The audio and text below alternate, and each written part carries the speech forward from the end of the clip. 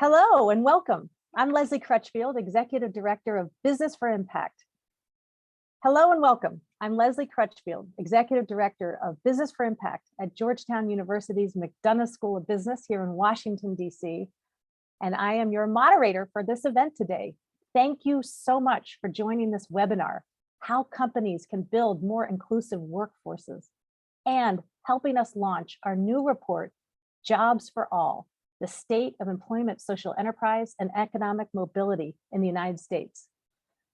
I'd like you to know that this webinar broadcast is being recorded, and we'll share that recording with participants after the event. It is now my great pleasure to introduce my colleague, Dr. Patricia Grant, the Senior Associate Dean at Georgetown University's McDonough School of Business. Dr. Grant's teaching and research focuses on organizational change, as well as diversity, equity, and inclusion. And she co-leads our DEI initiative here at McDonough. Dean Grant, thank you for your leadership here at the school. And thank you so much for being with us today. Over to you. Thank you so much, Leslie. And good day to all of you, participants, speakers, and panelists. It's my privilege to welcome you on behalf of Georgetown and the McDonough School of Business. I offer special gratitude to Business for Impact and its esteemed leaders, Leslie Crutchfield and Bill Novelli. We're at an inflection point. Companies are trying to grow and scale after a time of great contraction in the economy. People are looking for meaningful work that honors their human dignity. This is a definition of an opportunity. It's time for a set of solutions that can simultaneously help businesses scale while the economically excluded find passageways for prosperity for themselves and their families. These forgotten people are hiding in plain sight. It's up to us to change that dynamic and engage others to do the same. I'm honored to be in an organization like the McDonough School of Business, which is committed to educating students no matter where they come from, what they believe, or how they identify. At Georgetown McDonough, we are committed to advancing diversity, equity, and inclusion thinking and practices in academic and corporate spheres. Our DEI efforts have been vast and far-reaching. I'd like to share one keen and highly relevant example as we begin our dialogue today. It's the Georgetown Pivot Program. The Georgetown Pivot Program is a custom certificate in business and entrepreneurship that was created specifically for returning citizens. We partner with many entities, and through the Pivot Program, a one-year transition and reentry program, we're able to center our work on academic and experiential opportunities. We're now welcoming our fourth cohort this fall. This challenge of excluded people and talent is a large enough issue that it will take all solutions and change agents to address and solve. I know today we're in good company, and so I thank you, all of you who are in attendance today, who are ready to not only listen and learn, but to leave committed to be part of the solution. This very solvable problem needs all of us to be part of the network solution. Looking at the sessions today and the passion of our participants, I have no doubt that we can make a difference using business as a force for good and with impact. I'll leave you with a quote to consider as we begin to talk more about the opportunity before us. The American dream comes from opportunity. The opportunity comes from our founding principles, our core values that's held together and protected by the Constitution. Those ideas are neither Republican, Democrat, conservative, liberal, white, or Black. Those are American ideologies. And so with that, I look forward to the conversation that we're about to have. And I thank you, all of you, for making that dream one that everyone within our borders can access and personalize. Thank you, and let's have a great session. Wow, thank you so much, Dr. Grant. I'm getting goosebumps just listening to you and for setting that context for our event today. And let me just add a note of welcome from myself to all of our speakers, our panelists, our sponsors, and our audience. At the last count, we had more than 200 registrants for this event. We're so excited to see so many leaders from across business, nonprofit, government, and even within the four walls here at Georgetown University, across our schools. So much passion and interest in this topic. And for us, it's really exciting because at Business for Impact, our mission is to unleash the power of the private sector to help people and the planet thrive. And we do that by working with students. We partner with companies and nonprofits and public sector organizations. And to the point of today's event, we do research, trying to discover new ideas and ways to advance thinking and practice so we can solve the big complex challenges that we face in this world. I'd like to take this time now to thank, on behalf of Bill Novelli, my teammate and the founder of Business for Impact, and on behalf of our whole research team, we want to recognize our founding partner, Bank of America Charitable Foundation, and in particular, the president of the foundation, Carrie Sullivan, who's with us today.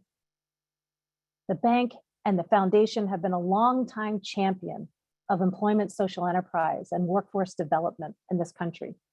And it was a few years ago when Carrie approached Bill and me and said, hey, let's study, find out what's happening with employment, social enterprise in this country and try and understand, can it really achieve outcomes? Can it really drive economic mobility?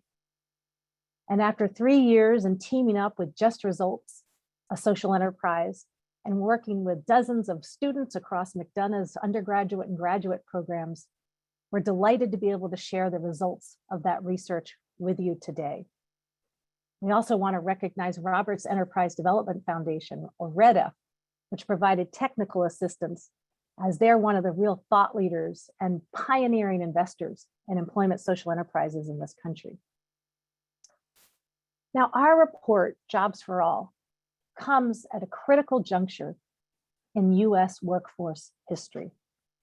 We're in the midst of the pandemic still, racial justice uprisings, and an economic recovery while rebounding is still leaving too many behind. And despite some of this recovery, we've got this paradox of this huge worker shortage, right? 8 million jobs companies are scrambling to try and fill.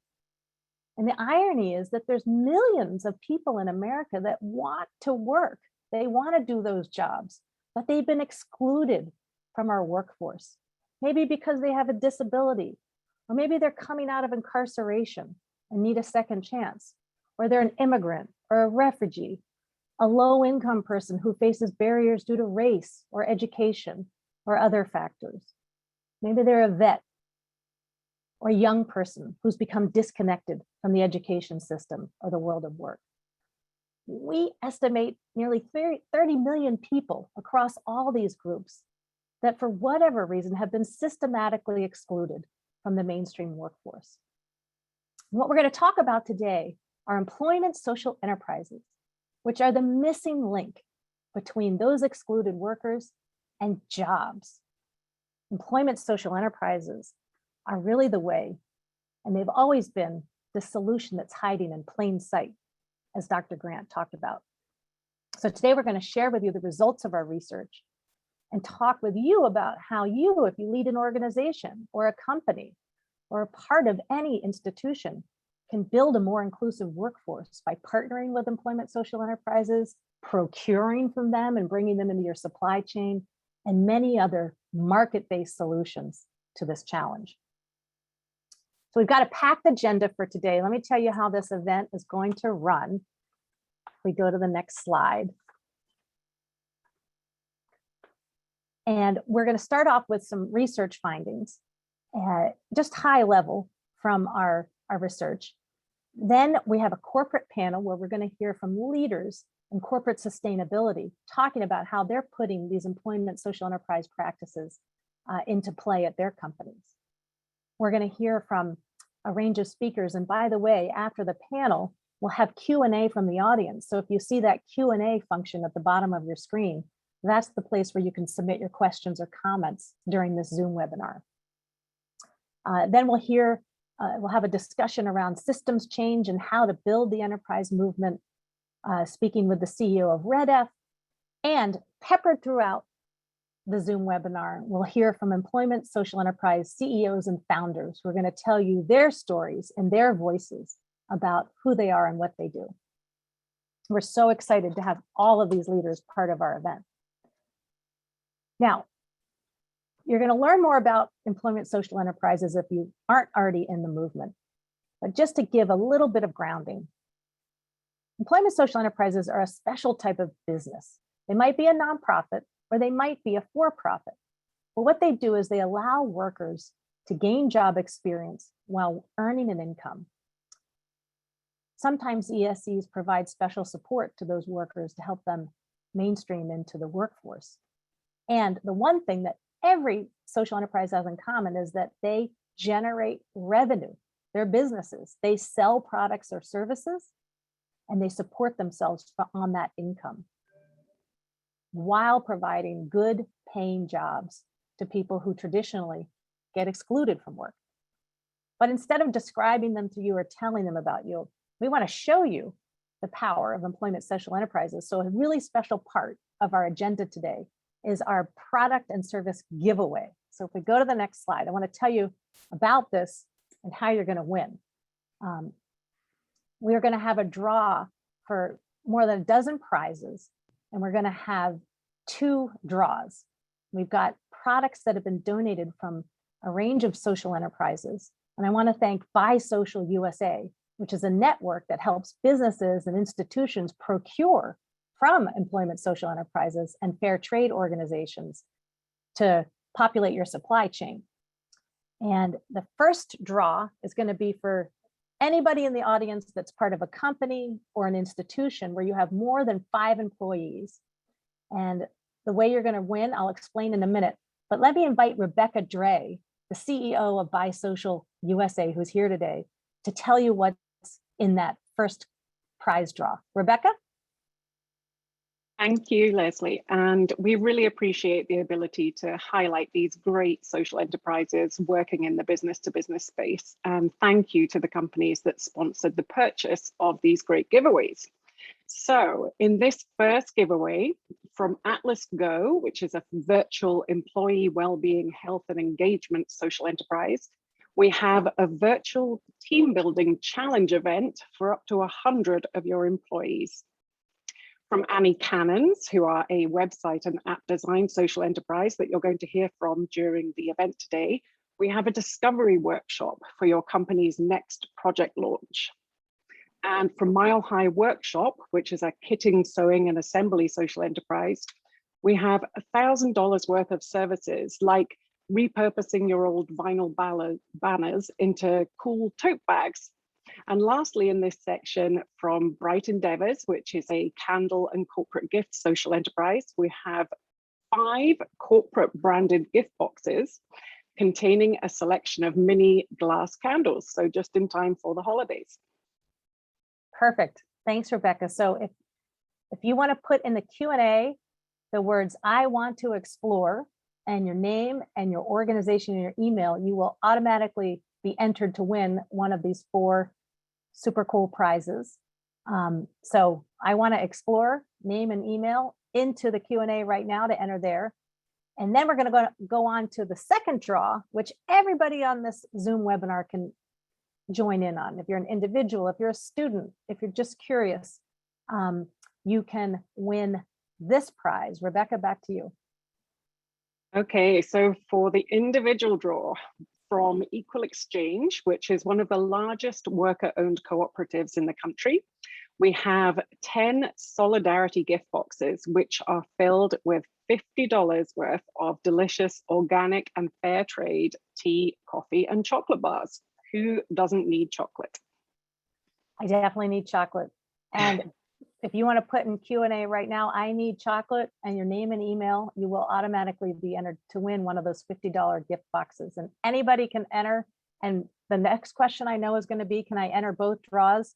If you're qualified, yes, you can enter both and double your chances of getting that caffeine and sugar fix soon in the mail. And what we'll do is follow up after the webinar to your email to make sure we can get your address and how to deliver everything to you. And we'll announce more at the end of the session today, some of our winners and next steps. So thanks again to Buy Social for organizing this giveaway, and to our sponsors who made more than $8,000 worth of products and services available for the giveaway. Our sponsors include SAP, Inclusively, and Rediff. Of course, Buy Social USA and Bank of America, which made this whole event and all this research possible. Thanks to all of you. Okay, so let's go on to some of our report highlights. And, before we dive into that, let's take a moment to shine the spotlight on one of the employment social enterprises that's featured in our report, so you can learn more about how these innovative enterprises work. I'd like to welcome Laura Hackney, the co-founder and CEO of Annie Cannons, to share more. Laura?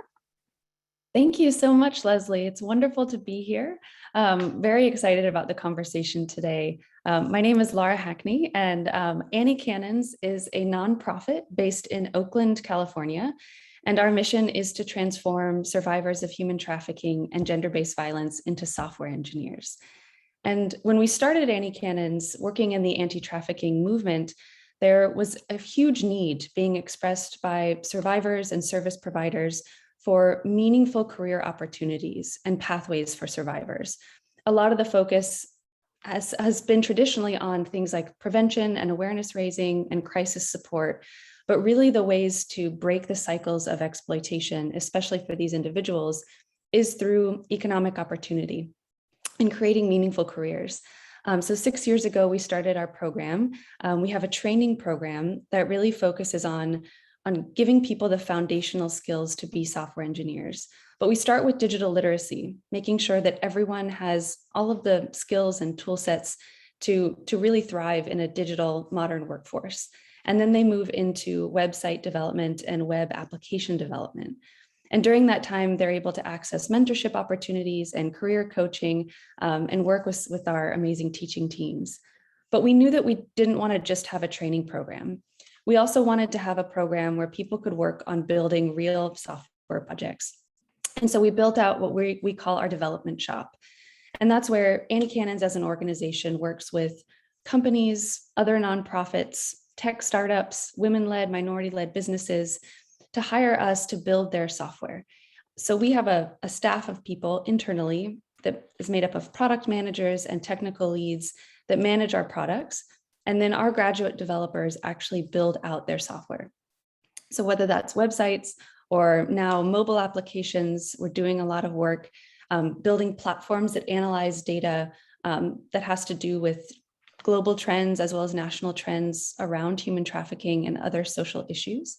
But this way, individuals not only earn income, but they're able to build up their portfolios, as well as build their confidence and learn how to work on technical teams in an environment that is trauma-informed.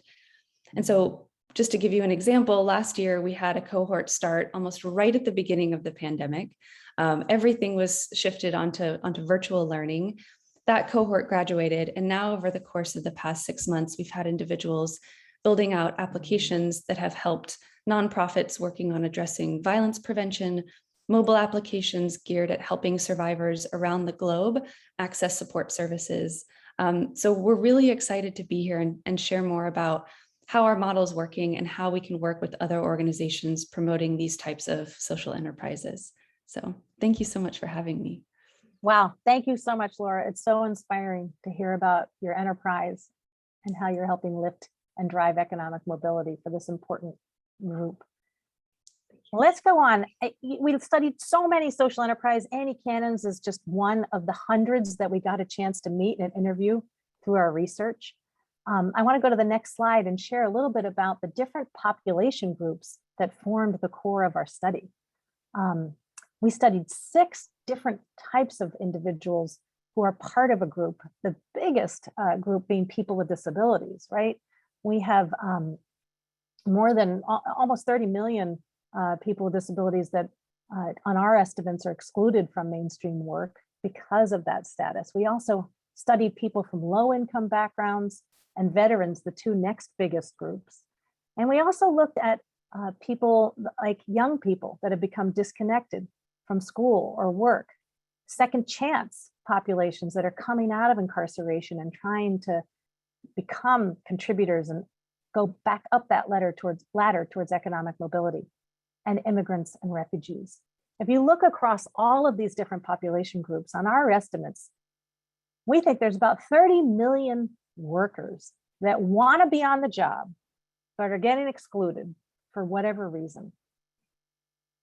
And we looked at employment social enterprises as the link between these populations and business and employers that can help them. Now, in our research, we found 4 distinct models for how employment social enterprises work. And on the far left here, we have general, and then the second model represented here is targeted. General employment social enterprises serve a variety of the population groups that we just discussed. And they're not necessarily focused on one particular population. Whereas the second model, targeted employment social enterprises, tend to focus more on a distinct type of worker who's been excluded. So for instance, Annie Cannons, we just heard from Laura, would be a good example of a targeted employment social enterprise. The third model that we discovered was connector employment social enterprises. Connectors connect workers with jobs at companies or at institutions, and they don't necessarily operate or sell products in and of themselves. And then last but not least, our fourth model is the corporate social enterprise model. We saw companies embedding social enterprises into their very business models. And on the panel in a few moments, we'll hear from Carrie and the Bank of America team on how they have their special services unit, which employs people with disabilities in a revenue generating business unit within the bank. So we saw a huge range of approaches of models. Some of the general and targeted employment social enterprises get most of their revenue from selling products and services. Sometimes they do get some philanthropic support or government contracts. So there's differences in terms of how they're funded and how they operate. But what they all have in common is that they employ people, give them a livable wage and a good job, and they sustain themselves by selling products and services.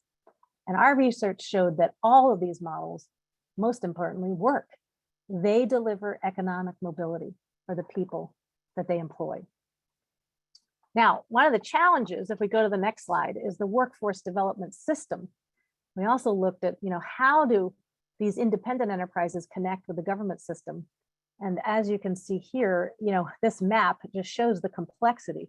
There's, how many? 40 programs spread across 14 federal agencies, spending almost $17 billion annually in this complex maze. And unfortunately, most employment social enterprises are outside of that system. So there's lots of opportunities for systems change so we can plug in employment social enterprises and scale them up in partnership with government. But that's not what we're going to talk about today, because today we're focused on business and the private sector. Companies, leaders like you are nimble, right? You can change your hiring practices. You can look across your supply chain and look for opportunities to procure from the social enterprises without having to cut through all that red tape. So on that note, let's turn to our corporate panel now.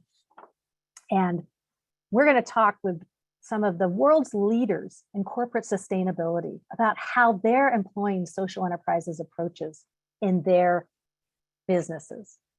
And to set up this panel, I'm so excited to introduce a graduate of Georgetown University, Victoria Hunt. She's going to welcome our panelists. And Victoria is a diversity and inclusion specialist at Dick's Sporting Goods. And she is a recent graduate of the Georgetown Pivot program, which Dr. Grant spoke about earlier in the program, which works to provide business training and entrepreneurship skills to individuals coming out of incarceration so that they can take the next step in their journey towards economic mobility. Welcome, Victoria. We're so honored to have you here today. Thank you so much, Leslie. First, I want to just again thank the Georgetown Pivot program for helping me relaunch my career.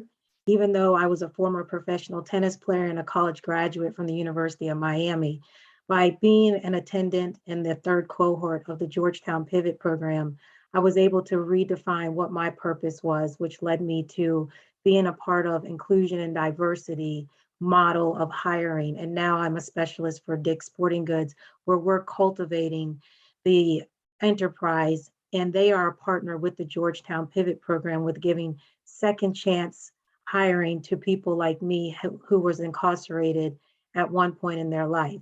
So with further ado, I would like to introduce this dynamic panelist audience of corporate sponsors. And first, I'd like to start with Carrie Sullivan, who is the president of Bank of America Charitable Foundations. Welcome, Carrie.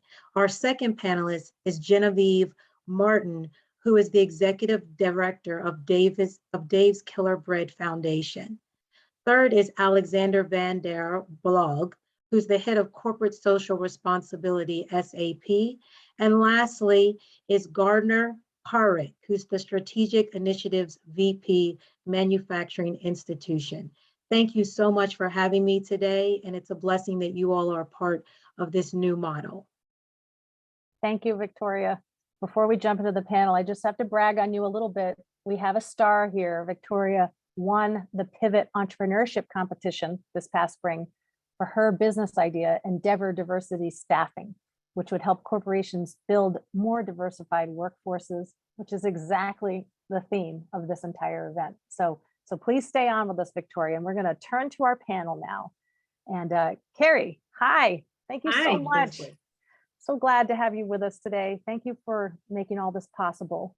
Our first question's for you. So as the president of the Bank of America Charitable Foundation, you're responsible for investing more than $250 million in philanthropic investments to drive economic mobility and social progress. Tell us why your foundation decided to focus on workforce social enterprises and how you support these enterprises, both through your philanthropy, but also across the whole business model of the bank. No, sure. That's a great question, and just wanted to thank you, Leslie, and everyone that did such amazing research, because it's near and dear to our heart at Bank of America. So just to give a little background, and I'll try to be really brief with the background. For the past 10 plus years, we have been focusing on economic mobility from our foundation, really looking at what are the drivers to help people lead successful financial lives. And quite frankly, connecting people to jobs is front and center to that strategy, as well as other levers, of course. But within the context of workforce, we looked at a couple of things. And one is connecting youth to early employment so that they could, really sort of get engaged early and stay the course so that they were successful in life. And research really points to early employment as being pivotal to longer term success. So we did a lot of work in that space. Second, we focused on organizations that did upskilling and reskilling and reoriented people who were still connected but needed that extra help. But where we were surprised, and we're, our philanthropy, is global, but we connect very locally. We have market presidents in cities across the country, was this concept of connecting those who have been traditionally excluded from the workforce to opportunity. And that's where we started to really see so many workforce social enterprise or employment social enterprises. And that became a real interest of ours. And in fact, just to give some numbers, this past year, we've already invested over 17.7 million in workforce social enterprises across the country. And looking at that, we came to Georgetown, where it was a great partner of ours, and said, are these organizations really making a difference to individuals and to the community at large? Because they seem to be, in every community, whether it's, DC Catalyst Kitchens or organizations across the country that are in the culinary space, but it spanned so many industries, and it really helped those individuals who had huge barriers to employment. So that was a big focus. How do we change their lives, and how do we change their children's lives? How do we engage with these individuals differently?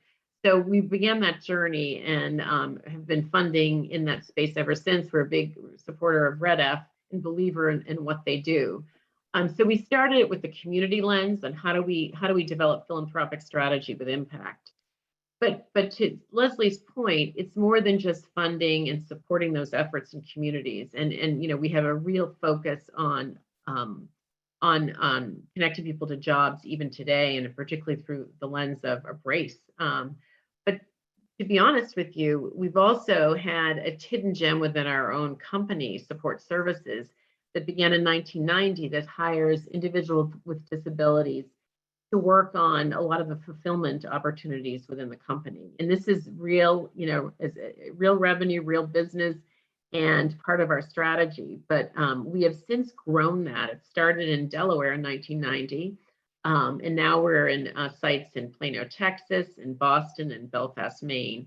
And we hire roughly 300 people collectively through those offices that provide fulfillment opportunities within the company. And we hire these people. We've had amazing success in terms of engaging and making sure these individuals are integrated across the company, but they really are making a difference in doing a real source of business. And these are individuals with intellectual disabilities.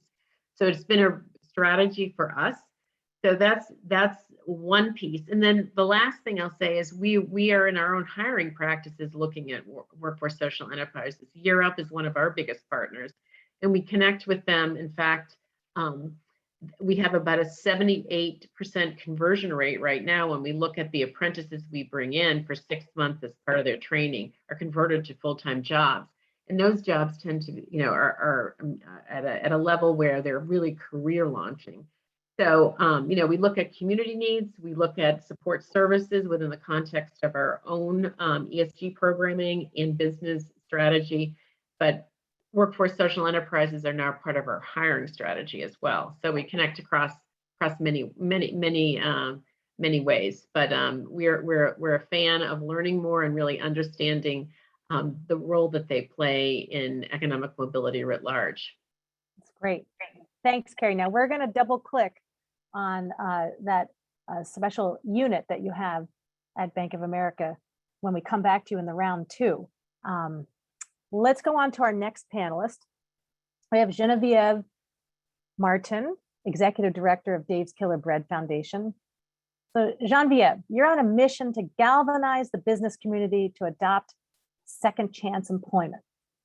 Tell us more about your approach and how you got involved in this. And I gotta say, I had my Dave's Good Seed Bread yellow bag this morning with my breakfast, my favorite.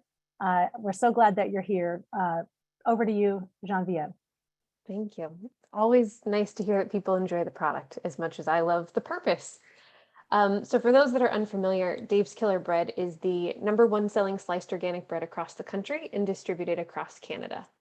At the end of the day, we're a sliced bread company. It's pretty straightforward. You make your sandwich, you have your toast, you move on with your day. But what made our organization special is that at the height of our growth about a decade ago, we needed to hire people sometimes overnight in order to make our product, package it, distribute it because of the demand. And what we did in those tight moments, because like any good startup, we all had 12 jobs. We were all building the plane as we flew it. We said, who are our top performers? Who are the people that come to work every day on time, that have a good attitude, that problem solve with us, that are extremely resourceful and resilient? And we found that in most cases, not in every single case, but in most cases, a common experience or characteristic among our top performers were that they've been formerly incarcerated. Now, Dave has been incarcerated 4 different times. We knew that. We knew we hired people, but we did it with zero intention. It wasn't on purpose. It was completely by accident. And that was the moment about 10 years ago when we said, all right, let's lean into this. Let's do this on purpose. And we started building community-based relationships with social enterprises, with nonprofits, with specific reentry programs, and said, hey, these are the jobs we have. This is the environment in which they'll be working. Here's who seems to perform best in these roles. And here's all the problems that are also happening. Do you have people, and can you send them to us in the next 24 hours? That was the beginning of this work really taking hold. We made a number of mistakes.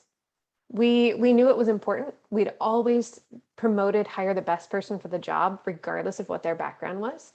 But we'd really never done the exercise, the thought exercise of how does this challenge people's personal beliefs and perceptions?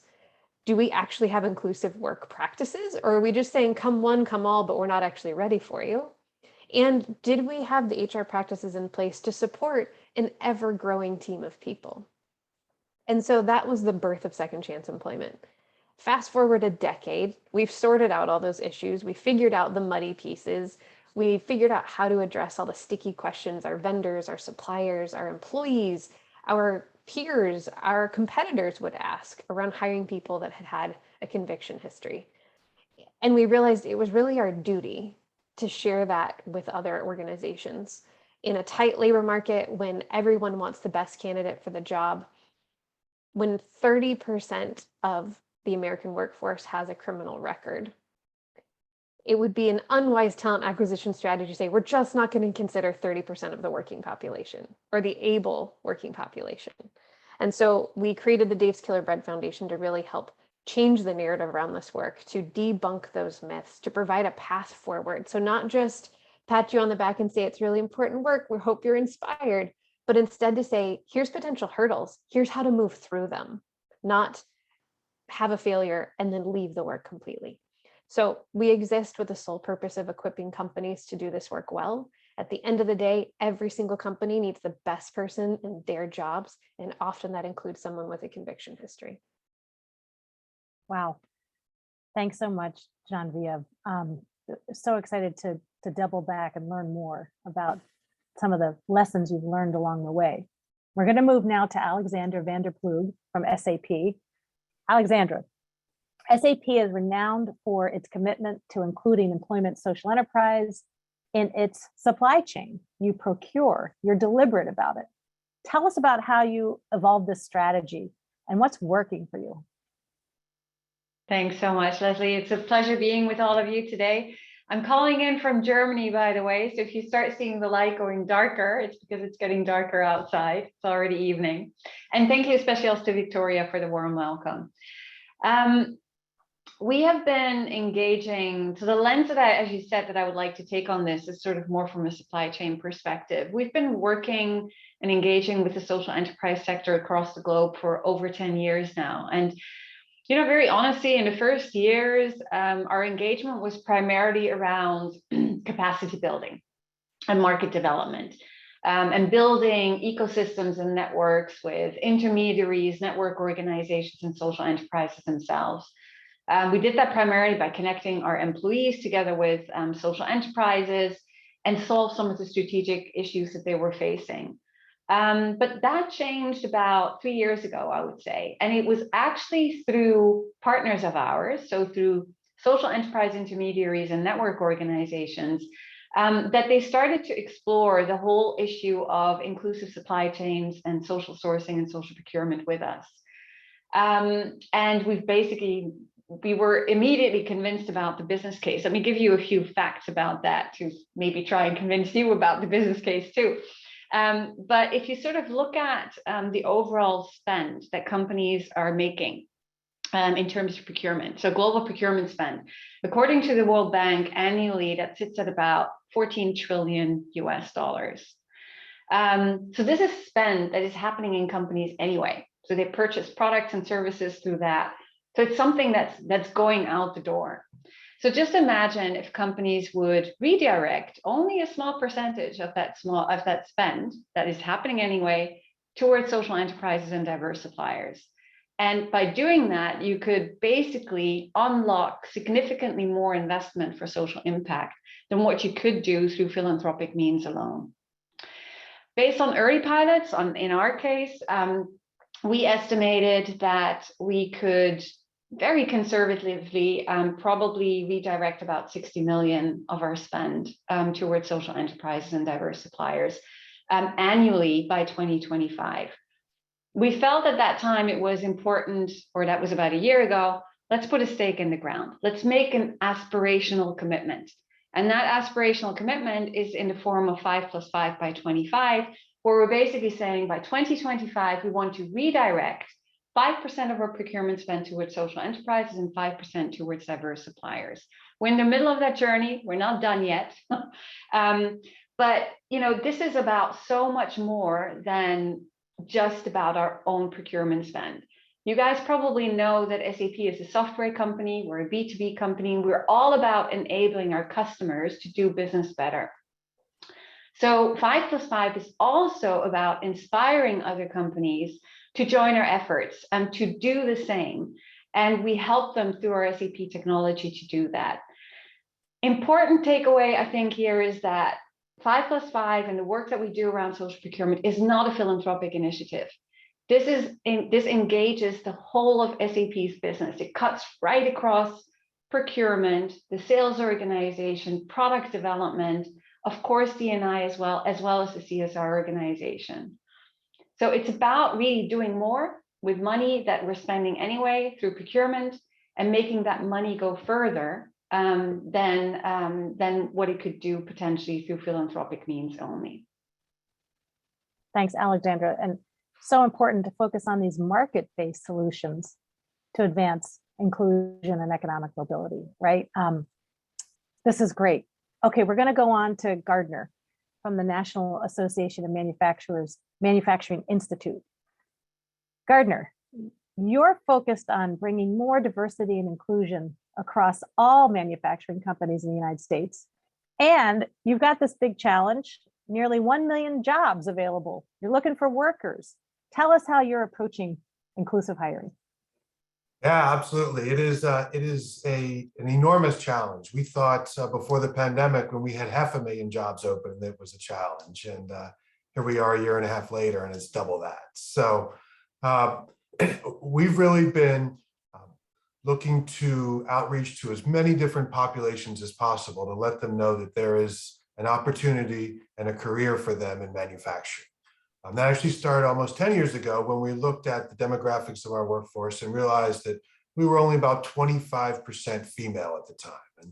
And there were historical reasons for that, but many of those reasons have disappeared as machines have really taken a lot of the work, a lot of the physical labor, and made careers for women much more possible across the entire spectrum of manufacturing occupations. So we specifically endeavored to recruit more females, and we've moved that needle from 25% to right around 30% at this point in time. So it was a demonstration of, if you focus on solutions that are reaching a specific population, if you recognize individuals, some of those 25% of our previous workforce that are female, and give them the tools and the leadership and the capabilities to be spokeswomen for the industry and for the careers in that sector, that you can actually make a difference. And we've been really, really proud of that achievement, and are looking to double down on that in the next decade. So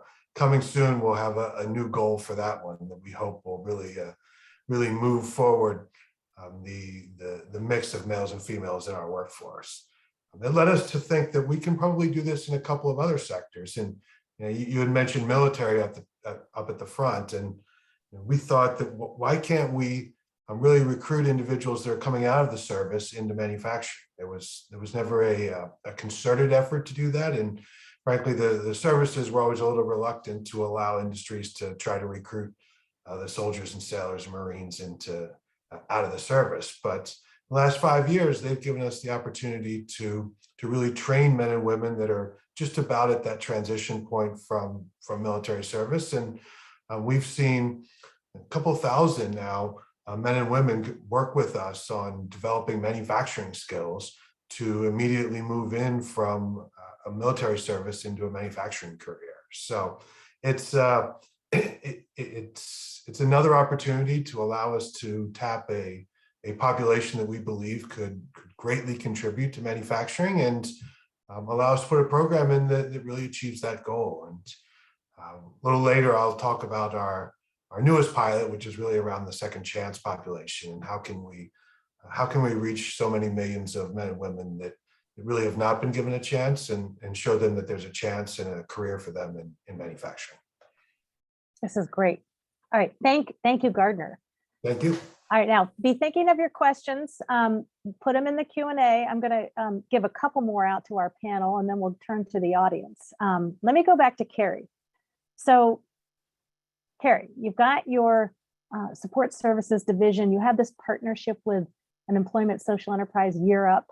Tell us about what's working, maybe a challenge that you face in doing this work, and what advice do you have for other corporate leaders that want to emulate Bank of America's approach? So I will start off with support services, because I think we've learned a lot, and we have expanded and extended our reach with that program. As I mentioned, it started in one site, it's now in 4. And we talked a little bit about, these market-based solutions. The work that's done in support services is work that we would have had to outsource for, whether it's putting together, packages, mailing packages, putting together loan documents, putting together lots of things that we need to get, complete a job. So they are doing real work, and quite frankly, are in demand in the company. I think what we've learned, some good things we've learned, is we really had to build some supportive services around it and get the right managers with the right mindset to really create an atmosphere for people to thrive. So we did that, and that was one thing that was critical to our success. And we also allowed these individuals time to volunteer. Our support services play a big role in our partnership with Special Olympics. And so we really created opportunities for them to thrive. And one, I think, anecdote, return to work after COVID has been taking place across our company, and people are coming back reluctantly in many cases. And I think there was concern because support services were set up to work from home, and those individuals were out of their routine. They were the easiest group to bring back. They were eager to get back in the workplace, in the environment where they were, seeing people and engaged in ways that they felt isolated at home. So I think we've built the right atmosphere for success. I think what's interesting is the retention is very high, but retirement is an issue. When people have been intellectual disabilities and working in an environment that they've been successful at, have been cross-trained across a lot of things. Some of them are doing graphic artwork. When they age out of these, we are still trying to grapple with, how do we help these families and these individuals, complete their work life and start a new opportunity in retirement. So that is a little bit of an issue that we're still thinking through and don't have the answers. But what we have learned with our support services and what we've extended is we've put together sort of a manual on how this works, and have been sharing it. And I love the example of connecting to vendors and suppliers. We are working with ours now and really extending our reach. And really within those contracts with our vendors are asking that they include individuals with disabilities. And that is not run out of the foundation, that's run out of our supply chain specialists and hiring. And that has been, where we are in that journey now, really, taking what we have learned and sharing it with our supply chain. So that's, I think, what we can do in terms of expanding our reach and really expanding opportunity. I think, we see this as a triple bottom line. It's great for these employees, it's great for the company, and it's great for the community. So we sort of buy into that idea that this is not only the right thing to do, but there's a business reason and also a community reason. And getting back to Year Up, Year Up started as a philanthropic relationship. We were early funders of Year Up and their model. And to be honest with you, the center of gravity in the company is now as a hiring solution. So while we still provide philanthropic support, our lines of business through their apprentice program pays that individual for 6 months as an apprentice, but dollars also go to Year Up to support the ongoing training. So that Year Up in and of itself has been a real huge success in terms of connecting entry-level individuals with our consumer channels, which has huge opportunity. And I shouldn't say churn, but there's always unfilled jobs in consumer channels because they're everywhere. It's ubiquitous across the country. And then on GT&O as well. And so as we work with Year Up, we started off thinking it was a philanthropic partnership. that's the tiny nugget on the side. The real center of gravity and the real opportunity is in leveraging their work. And quite frankly, Europe has expanded not only to training and, they're looking at multiple models, but they also have an employment agency called UPRO, which allows us to rehire individuals who started at Europe, may have worked for Chase and now are coming through UPRO, so that there's repeatable opportunities through Europe with companies. But that has been, to me, one of the big ahas is we are 72% or close to 72% conversion rate of apprentices that come in, and that is really unheard of. So that's, of all the individuals that come in for a short stay, most of them transfer to full time, which is pretty remarkable. And getting to this, idea of market-based, it's a tipping point. Once you're over 50%, it's less expensive for us to bring in that talent that way. So it works for us, it works for our lines of business leaders, and it works for the individual in terms of launching career. So it makes sense. I mean, and you're really sourcing your talent from Europe. And somebody put a question Absolutely. in the Q&A about how to employ. Can we talk about employment social enterprises that work with opportunity youth that have been disconnected? Europe really is the premier connector social enterprise working with that population, right, Carrie? No, absolutely they are, and there are others besides Europe. We're working a lot with Leaders Up, which was started from Starbucks, and those are Leaders Up reaches out to individuals, to young people who are truly disconnected from opportunity, and they provide what I would call first step jobs. So working, in basic jobs in our supply chain. So we're developing opportunities right now to expand more of that work through Leaders Up and their knowledge of working with youth that don't have some college, may not have high school completion, may have been court involved, really connecting them so that they get on a early pathway, a first step pathway. That Leaders Up may not be the end state, but they are the beginning for meeting people where they are. They're part of that kind of spectrum or the Ecosystem. Yep. ecosystem. Yep. Great. Okay, Gardner, back to you. You wanted to tell us about how you're leaning into second chance hiring. Yes, across indeed. the manufacturing industry. Give us 1 minute on what you're up to. Well, it was a nice intersection of kind of discovery over the last year. We first ran into an organization called Nehemiah Manufacturing in Cincinnati, which is one of these employment social enterprises focused on consumer goods. And they sort of opened our eyes to the issue of how strong retention is amongst individuals from the second chance population. We then had several conversations with a gentleman named Jeff Korzenik, who just published a book called Untapped Talent that did some real numbers research on that and discovered the same thing. So those two together, along with that million open job situation, led us to start a pilot to say perhaps more manufacturers would be interested in hiring from this population. Partly as a social enterprise, but partly as the fact that there's a good business case for it in terms of retention and productivity. And right now we've been working with a group in San Antonio amongst the Toyota suppliers there, who are already interested in doing a little bit of this and seeing if we can't ramp it up to a pretty significant level, while at the same time creating resources for manufacturers in any region to understand what steps they really need to take in order to successfully engage and hire from this population.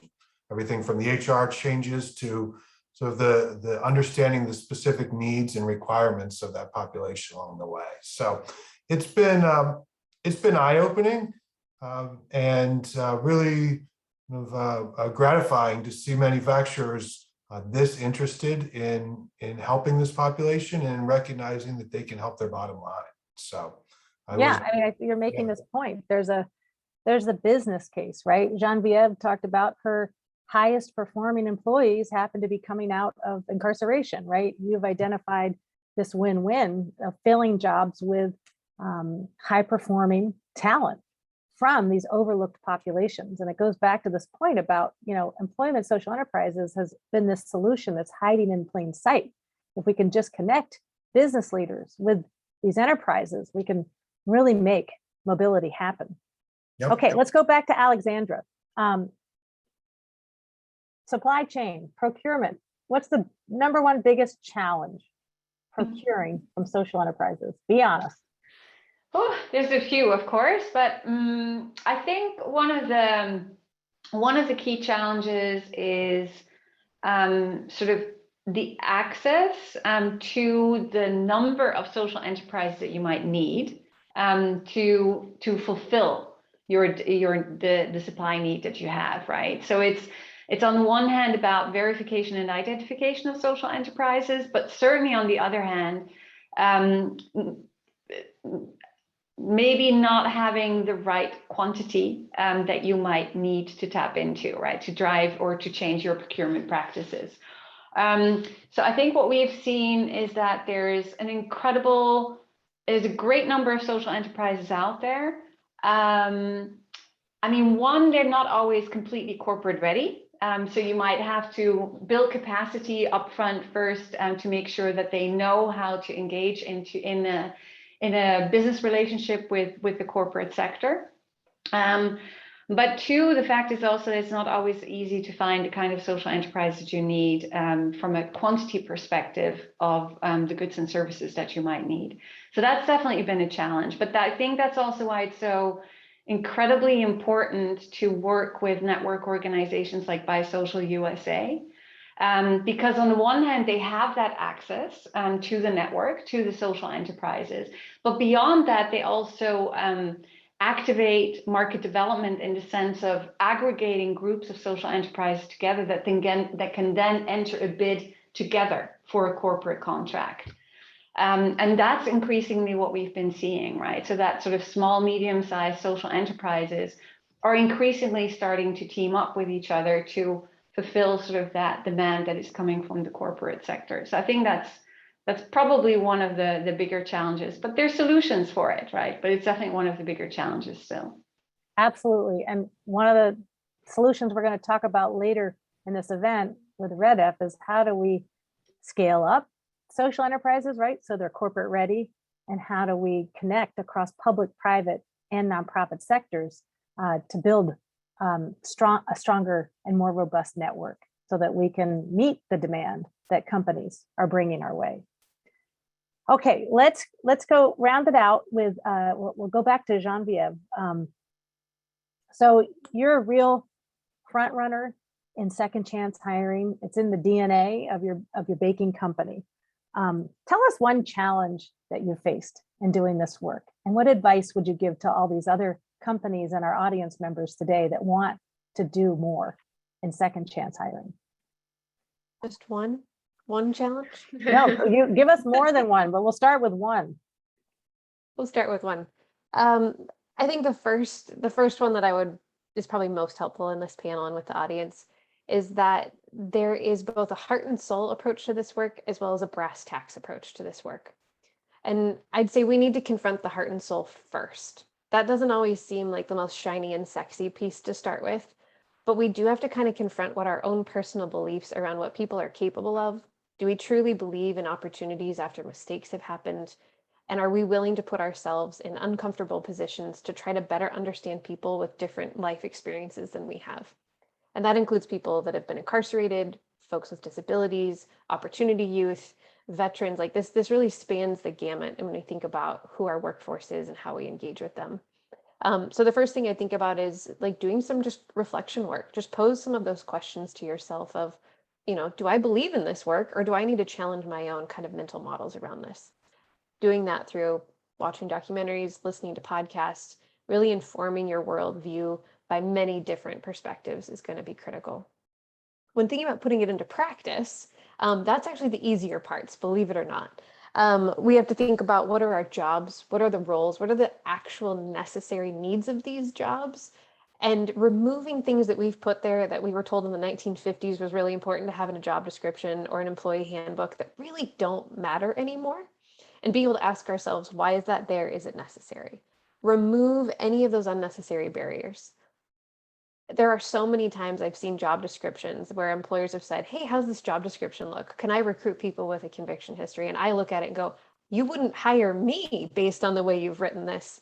And I've been in careers for, quite a while now. So thinking about what are the barriers that we've put there, whether intentionally or not, that we can just get out of there so that more people come in. I think the next piece that's really specific to social enterprise and community-based organization work is the imperative on employers to make themselves candidate ready. So much focus is put on job-ready candidates. And what I find being one of the pinch points in this work when we're talking about expanding our talent pipeline and really broadening our talent acquisition strategy is that the employer is not candidate ready yet. The job candidate's ready. They're fully trained. They are ready for this job. They will show up on time. They are there. But the employer hasn't done the necessary work to receive these candidates. And that includes things like how we assess a criminal background check. How do we train middle management to have these conversations, or do we? How are our recruiters socialized to think about our entire workforce and what we will and will not accept? And why is that? And how do we communicate that back to the candidate or back up to middle management so we're making the most effective decisions possible in the most holistic way possible? Okay, that was more than one. Obviously, we could spend about an hour on each one of those, so I'll stop now. You might have a follow-up question to that.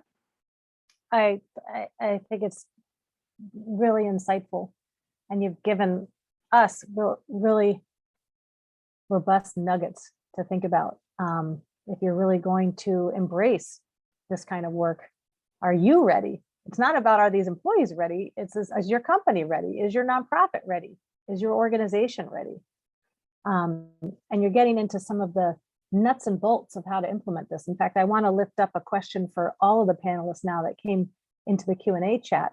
One of our audience members wants to know, how are organizations ensuring their frontline managers are well equipped and really trained to successfully manage workers from these population groups that we're talking about, especially those that are dealing with high barriers like poverty, might have experienced trauma, so that they can thrive. I don't know if Genevieve or Carrie want to take that one. I mean, I'm happy to jump in real quick and say, I'd say this is one of the greatest pinch points in corporate America currently. We see companies take really great steps forward in seeing that this is necessary work. It's needed for their companies, for their employees, and for their communities. Where I see a large disconnect in the clients that we have worked with over the last several years is that they'll train an internal group of people, of movers and shakers and influencers in their organization, and they'll go and continue to socialize the work in the company. But where the work falls a little bit short, and it's a huge, beautiful opportunity, I think, is how do we continue the training and socialization through every single layer of the organization?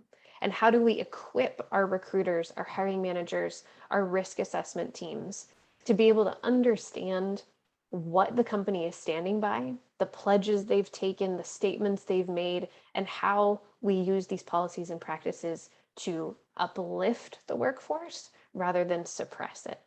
And so that is a huge opportunity. Some employers do it incredibly well. Gardner mentioned Nehemiah Manufacturing, which is just like one of the most gold standard examples you can think of. I highly recommend people look them up. They have a Harvard Business Review study that has been done about them, just incredibly inspirational. So it's absolutely possible. But again, this comes back to the employer needing to be really intentional about recruiting the best person for the job and knowing how to get them and how to be inclusive when they're on your payroll. Yeah, and this is Genevieve, I think you outlined that beautifully. I think the one piece I would add, and this is around the overall culture of the company. When you're really thinking about changing the workforce and making sure that it is embedded across the company and in the managers, their front line, not only hiring, but managing that person day to day.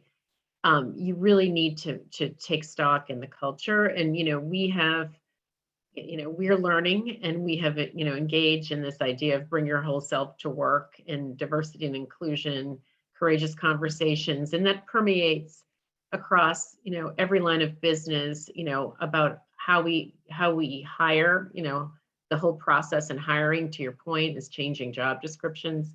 And we, the college preferred language is gone.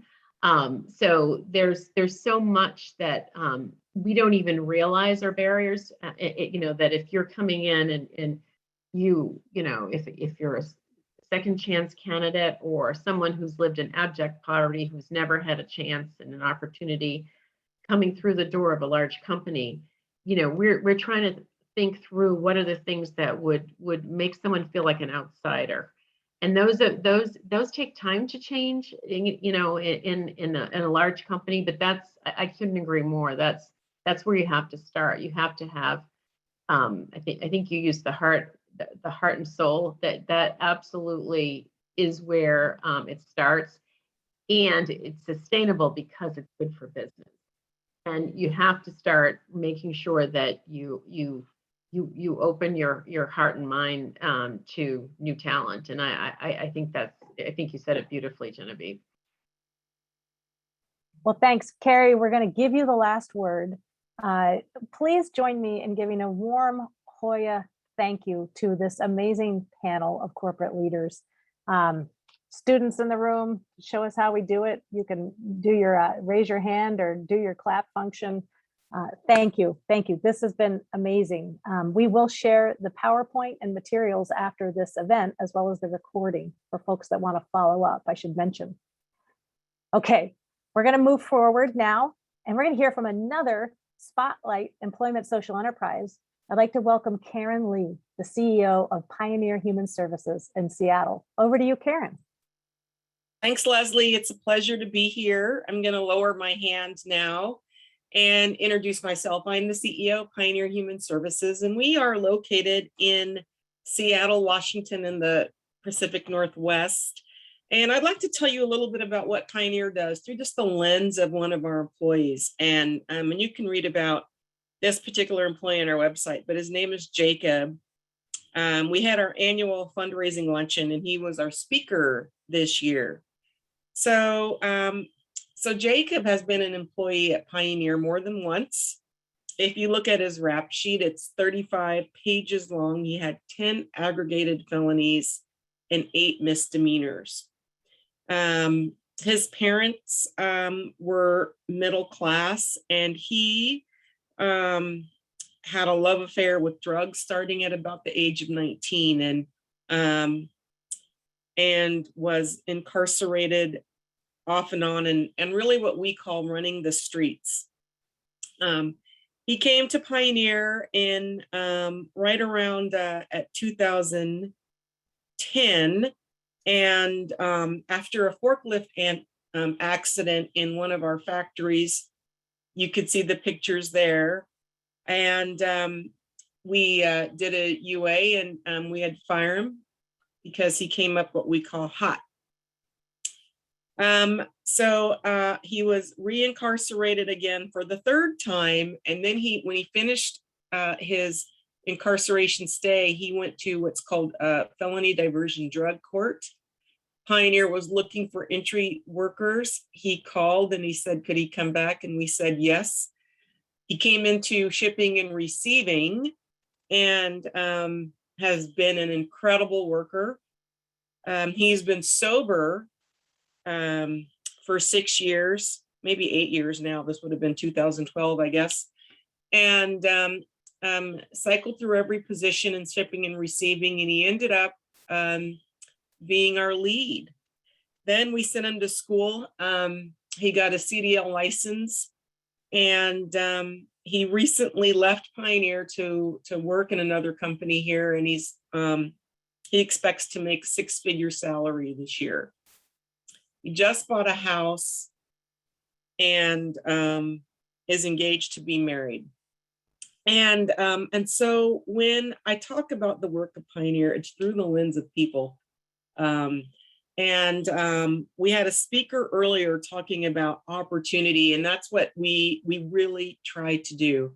A little bit about the size and scope of Pioneer. We are a social enterprise, like many of the other organizations here.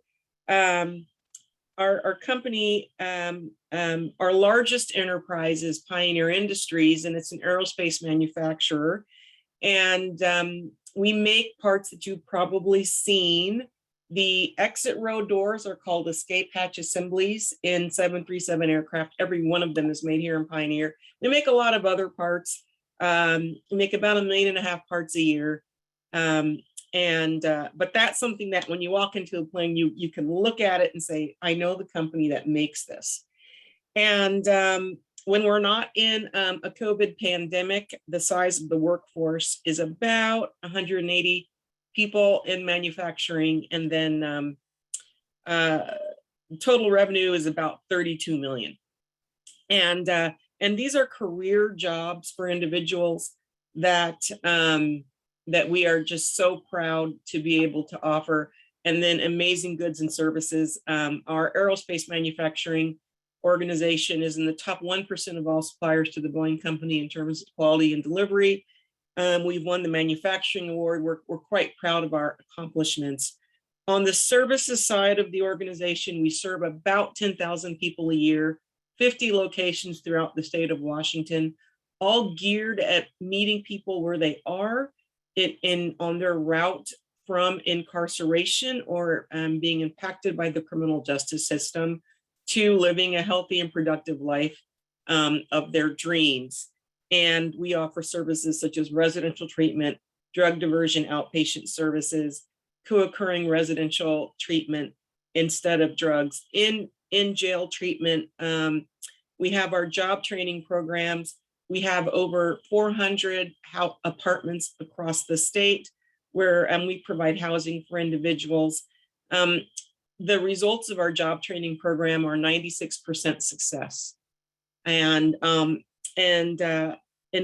you ask, and I'll go back to Jacob, because we serve a lot of people a lot of different ways. He said what Pioneer gave him was the foundation to his life, and we've really struggled with articulating what is the impact on society on a life well lived, and we're still trying to articulate that, but that's what we do. I know that these are men in this picture, but we have women that work at Pioneer. But all of these men that are pictured here, I know their stories, and they're amazing employees. And many of them came when I came, and I've been at Pioneer for 11 years. The gentleman on the lower right just got his bachelor's degree in social services, and he's not only a supervisor in our cargo liner plant, but he coaches football on the side. Before he went to prison, he played for the University of Washington. So I could go on and tell stories about the people that we help, but I hope I've given you a sense of Pioneer and the work that we do here in the Northwest. Thank you for having me, Leslie. Thank you, Karen, and thank you so much for sharing those inspiring stories. Okay, we're going to keep going now. Let's talk about system level change. It is my special honor to introduce longtime colleague and renowned social enterprise field thought leader, Carla Javits, the CEO of RedF. And for those of you who don't know RedF, it's a venture philanthropy that invests exclusively in social enterprises that employ and empower people to overcome barriers to work. Carla, we're so honored to have you here. Thank you so much for your help with our research. And over to you. Wonderful. Well, listen, thank you, Leslie, and the whole Georgetown team. Just results, the thoughtful companies we've just been hearing from today, the amazing ESE, I'll just use that term to shorten it, ESE visionary founders and leaders we've been hearing from, many of whom have personal experiences of incarceration, homelessness, RedF's privileged to work with many of them. I was just scanning the list of who's on the call, and I just want to call out a few names because a lot of us know Year Up and Homeboy and maybe a few companies, but we should know all of these companies there, and I think we will in the future, like Project Return, Pioneer, Orion, Forge City Works, Kitchens for Good, Juma, New Moms, Youth Employment Partnership, Coalfield Development, the Conservation Corps. These are national treasures. We should know their names. They're doing so much good for our country. And I want to thank philanthropies like Bank of America, been a very long time Red F supporter, ESE investor, and the public agencies. Most of the entities that are in and around this work have labored outside of the spotlight to build this movement. And it's wonderful that you're finally putting a spotlight on this so other people know more about it. For 25 years since our inception, Red F has focused entirely on building the employment social enterprise movement in the US side by side with many others in this field. And I think this is an exciting moment when there's the potential for truly explosive growth. Why have we stuck with this? Well, because experience and frankly, the evidence tell us that ESEs play such a special, powerful role connecting people to the workforce, people with a lot of talent, a lot of drive, lived experience that can benefit all of us. And we all know the racial and economic inequities at the root of this. What we've known less about is how to create businesses that create opportunity, embrace and lift up the diverse people who live in our communities and amplify their talents. And frankly, in a competitive sense, other countries have invested a whole lot more in ESE growth, and they are benefiting from economic vitality and a talent pool right now when there's a demand for well-prepared employees, and the US is lagging behind. What has Red F done to build the ESE movement? Well, maybe the most important things we've done are to recognize the value of this emerging sector, to learn from its leaders, to repurpose the learnings from the field, the people who are really doing the work, and to connect them to one another.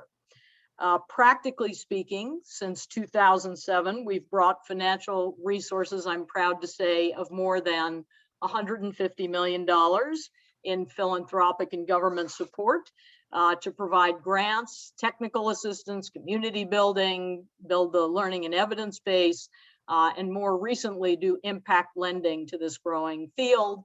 And our policy work has unlocked hundreds of millions of dollars of public investment. The result has been so far for us, 72,000 people employed, more than $1 billion in revenue earned and reinvested in those people who are being employed, and more than 200 employment social enterprises in 30 plus states that we've assisted with a growing and active community.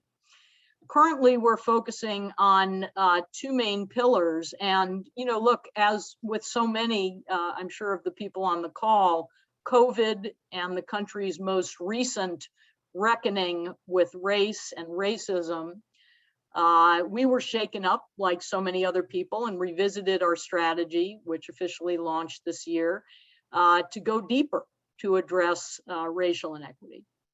Our overarching goal is a more equitable economy where everybody has a chance to participate, contribute, and support themselves. So we're focusing first pillar on spreading high quality employment social enterprises into many more communities across the US by engaging early and growth stage enterprises in our core programs. We have an accelerator, growth portfolio, impact lending, and we've pledged that at least 40% are going to be led by people of color and people with the lived experience of incarceration and homelessness that's so important to their commitment and their knowledge of how to do this effectively.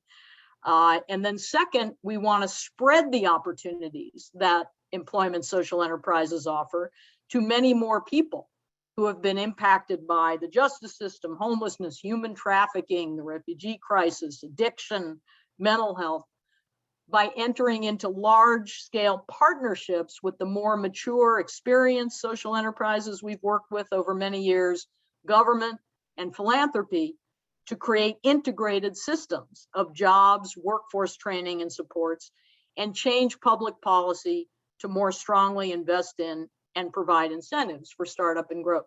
Let me just bring that to life with a couple of examples. In terms of social enterprise investments, Our newest growth portfolio includes a very cool company called Grid Alternatives that some of you may know of. It's a leading voice in low-income solar policy, and it's the nation's largest nonprofit solar installer. They serve families in California, Colorado, the Mid-Atlantic, tribal communities nationwide. They've trained almost 50,000 people. In 2018, we made a grant to support their implementation of a new workforce training component in LA. And this year, Grid Alternatives LA became a member of our growth portfolio. They're going to get a lot of financial support, technical assistance as they expand their work with families with low incomes in Los Angeles, throughout a number of counties. And provide them with energy solutions too that reduce their cost of living and give the area's workers, many of whom have experienced incarceration or homelessness, hands-on experience to find employment in the green tech economy, which estimates indicate is growing at 5 times the rate of other parts of our economy. And there are companies like Sunrun and many mainstream solar installers that tap Grid for their employment pipeline, just as we were hearing from the previous panel. To exemplify some larger scale partnerships in public policy, REDF's been the backbone of a path-breaking multi-sector partnership in LA. It's called the Los Angeles Regional Initiative for Social Enterprise, LA RISE. That coordinates city and county government workforce systems with local social enterprises, other employers, and support service providers. It's employed more than 4,000 people to date. The majority have gone on to long-term employment. You can read more about it on our website if you're interested. And we'd love to see more of that, more communities. On the policy side, we had a big win with the passage of SB 779 in California. It's authored by Senator Josh Becker, who is an emerging champion of ESEs. And that embedded in California State Labor Code the definition of ESEs and encourages public investment in them. And then the governor of California decided to invest an additional $150 million in a large-scale program that the State Transportation Agency operates that subcontracts with 2 social enterprises, Chrysalis and CEO, and this fresh investment is going to enable more than 10,000 people who have been incarcerated to be employed, enable the partners, the ESEs, the philanthropies, the Irvine Foundation, government, REDF, to work together to create tighter pathways to apprenticeship and long-term living wage jobs. None of this happens without advocacy and education of policymakers. In 2020, we established a national advocacy coalition called Resourcing Employment Social Enterprises Together. We call it RESET, which has members across the United States and growing, spawned a California branch that strongly advocated for the legislation I mentioned and the investments I mentioned. And has been using the years of evidence we have on the outcomes and results to convince policymakers to act, to put some of this language into the Jobs for Economic Recovery Act at the federal level, and we hope to see it in the Build Back Better reconciliation bill. So look, this exciting field is poised for tremendous growth. What we need is investment by companies, government, individual donors, foundations, CDFIs, impact investors in the early and growth stage companies that are emerging, the incredible leaders whose lived experience is making them even more effective.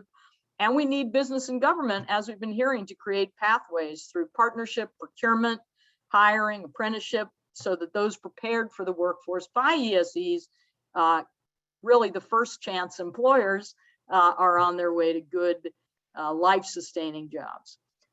Before I close up, I don't know, Leslie, if we have time, but I'm happy to open up to some thoughts from the field. Do we have time?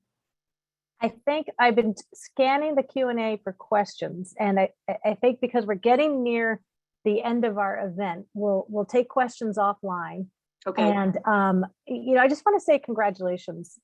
The system level change that REDF and your partners through the Reset Coalition have achieved, first in California, we're really getting to that tipping point where we're working with public systems, with companies. And it all comes down to the advocacy and the innovation of change makers like you and of the social enterprise leaders that are here on this webinar and the hundreds of them that are profiled in the report. I want to encourage everybody to go to the jobsforall.com website. In fact, during this event, we'll be launching the full report so everybody can see all of the analysis and recommendations that our research team put together. Now, as we move into the last few minutes, we have one more featured employment social enterprise leader. You heard a little bit about Year Up from Carrie. Justin Pearson, over to you. Welcome. Thank you so much, Leslie, and to everyone for this opportunity. Here's what we know. Lack of access to opportunity is endemic in our society. Before the current global pandemic of a deadly virus, the pandemic of inopportunity, injustice, and economic deprivation had a stranglehold on our communities, especially Black communities and Indigenous communities and communities of color and lower wealth ones. We know that this does not have to be the case. We know that there are organizations, ESE organizations, programs, and policies that corporate America and government and nonprofits can implement to create more justice, economic justice, social justice, and racial justice.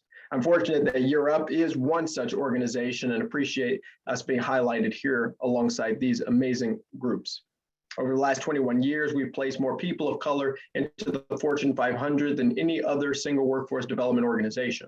The federal government has done its own study in a randomized controlled trial that stated that Year Up is one of the nation's most successful and effective workforce development programs, increasing wages of graduates by over 30% since they began studying. By corporations caring about their bottom line financially and also the bottom line related to ESG, more good can be created. More diverse teams bring better returns, more diverse corporations prepare us for a more pluralistic society. And we have no people to waste. By not investing in opportunity talent with education and training and internships, folks like Jay Hammonds wouldn't be possible. Jay couldn't get a job at a grocery store, but now is the senior tech executive for Mark Zuckerberg. And we don't invest in opportunity talent, folks like Greg Walton, who was incarcerated a year before he began the Year Up program, but went on to become a senior technician at MIT and earned the highest staff award and became Year Up's first alumni national board member, wouldn't be possible. If we don't invest in opportunity talent, Ruth Bowen, who's raising her beautiful children and is now a senior vice president at Bank of America, our largest partner, would not be a reality. We need corporations to invest in hiring, recruiting, retaining, and advancing young adults and people of color. And we know that this is possible. And we know that we all benefit when this happens. Thank you so much. Oh, Justin, thank you so much for sharing those stories. We started this event with goosebumps. I'm ending this event with goosebumps. Wow. I just want to say thank you so much to all of our speakers, our panelists, our sponsors, and again, Bank of America for making all of this possible. Thank you so much for sharing your wisdom and your experience with us today, for coming to Georgetown in this virtual forum. To our alumni from Pivot, our students, our partners, and let me just say a final really special thanks to the Business for Impact and Just Results team, Laura Goldmark, the CEO of Just Results, Mary Julie Perazza, who put this whole event together and made this beautiful presentation, to Joe Weinstein, Managing Director at Business for Impact. None of this would have happened without your hard work and dedication. So join us. I'm going to congratulate our giveaway winners. Mary Julie is going to put in the Q&A the names of those that won the individual draw. Congratulations. And also, thank you for that great question. We always reward the person in class here in business school to the student who asks the question that advances our thinking the farthest and helps enlighten everybody in the room. So thank you for that great question. You win one of those chocolate boxes. Congratulations. And then Rebecca Dre from Buy Social USA will be in touch with the company winners for those big 4 prizes that you can enjoy hopefully over the holidays. Check out the report. Again, there's the website. You can download the full report and connect with us. Join us at Business for Impact. We love to work with companies, nonprofits, government leaders, students, anyone who wants to unleash the power of the private sector to help people and the planet thrive. Thank you for joining this webinar. I hope everybody has a great day or a great evening wherever you are in the world. Thanks, everybody. Thank you, Leslie.